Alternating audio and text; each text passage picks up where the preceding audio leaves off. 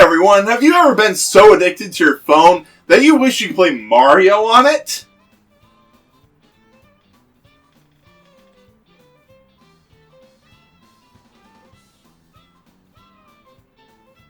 Well, do I have news for you?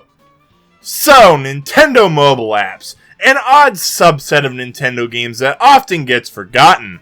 However, the idea behind them has been brewing for a long time. Nintendo had been the undisputed champion of the portable gaming scene since the early 1990s, and once smartphones rolled onto the scene in the early 2010s, it seemed only natural that Nintendo attempt to carve themselves a spot in this new scene of gaming. So, in 2015, they did just that. And ever since then, Nintendo certainly has made themselves a spot within the mobile game scene. However, this spot often gets forgotten about. So today, I will open up the Google Play Store and play a couple of these games. And also, just to make it a little simpler, we will be rating each game on the patented 1-to-4 Minecraft zombie scale.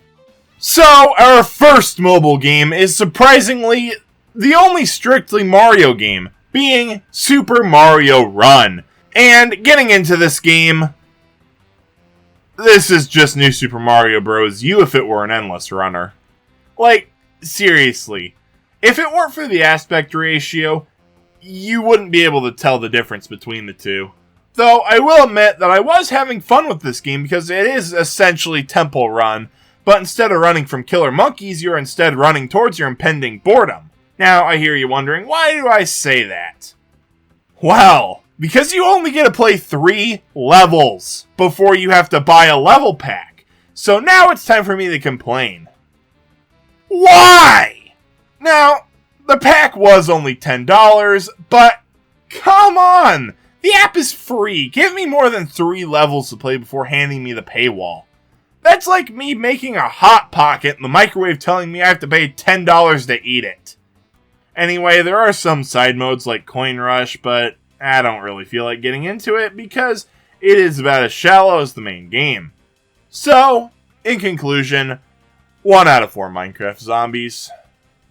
Anyway, moving on to our next game, we have Mario Kart Tour, a fairly controversial game among the Mario Kart fandom. Now, is Mario Kart Tour a decent mobile game? Sure. But I mean, come on, we have Mario Kart 8 on Switch, so we don't need this. Anyway, getting into the game, the best way I can describe the gameplay is essentially the auto drift style from Mario Kart Wii combined with all of the helper options from Mario Kart 8. So essentially, this is the easiest Mario Kart of all time. The kart will drive itself and avoid going off the road. So, essentially, the game is making you have your thumb on the screen just to make you feel better about the inevitable robot takeover of planet Earth. Anyway, let's discuss the tracks in this game. The tracks are a combination of retro tracks and brand new tracks, with one major track gimmick this time around being that there are tracks based on real-world locations such as Sydney or Paris. These city tracks and the brand new tracks are cool and all. However, paired with the controls being way too easy, just make me think, thank God these tracks are being added to Mario Kart 8 Deluxe.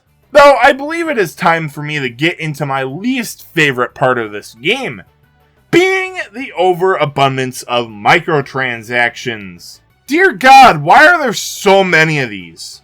To get any character, costume, card, etc., you're going to have to pay for it. Now, it used to be a whole lot worse when the game launched because all these items were in loot boxes. However, they did replace that system, though the system in place nowadays isn't much better. So, overall, Mario Kart Tour gets a 2 out of 4. Next up is Animal Crossing Pocket Camp, and this is essentially just a diet version of both New Leaf and New Horizons. You get the feel in the different locations of New Leaf and the crafting of New Horizons, all of which is incredibly toned down. The point of this game is essentially the same as any Animal Crossing game: grow your village, or in this case camp, and make it look neat. The only issue with that in this game is that Pocket Camp just isn't interesting enough for me to want to do that. I think I'd rather just stick with the mainline Animal Crossing games. Yeah, I'll give this like a 2 out of 4. So our next game brings us to the fairly well-known corner of Nintendo mobile apps, that being the augmented reality games. And to begin, we have Nintendo's most recent mobile game at the time of me playing these, being Pikmin Bloom. Now, I'm just going to be straight with you about this. This is a glorified pedometer, with some Pikmin flair. The goal of the game is to collect different Pikmin and fully befriend them by sending them out on expeditions in order to give them funny costumes like movie theater or burger joint. You can also send your Pikmin after these mushrooms scattered around the real world, which give you these postcards. And at the end of each day, the app will also give you a daily rewind telling you how many steps you took and pulling pictures from your phone's gallery from that day. See, here I am with Mothman. Overall, I really enjoy this game. However, my only major complaint is that this game can get very laggy at points. Though, that could just be my phone being a piece of garbage, but who knows. So, I'll give it a 3 out of 4 Minecraft Zombies. And to conclude today's discussion, let's talk about maybe the most well-known Nintendo app of all time. That being Pokemon Go.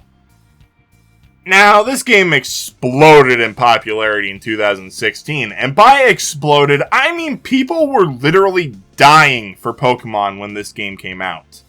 So Pokemon Go is a game all about capturing Pokemon within the real world and filling up your Pokedex with these said Pokemon, as well as fighting against other Pokemon in the many gyms also around the real world.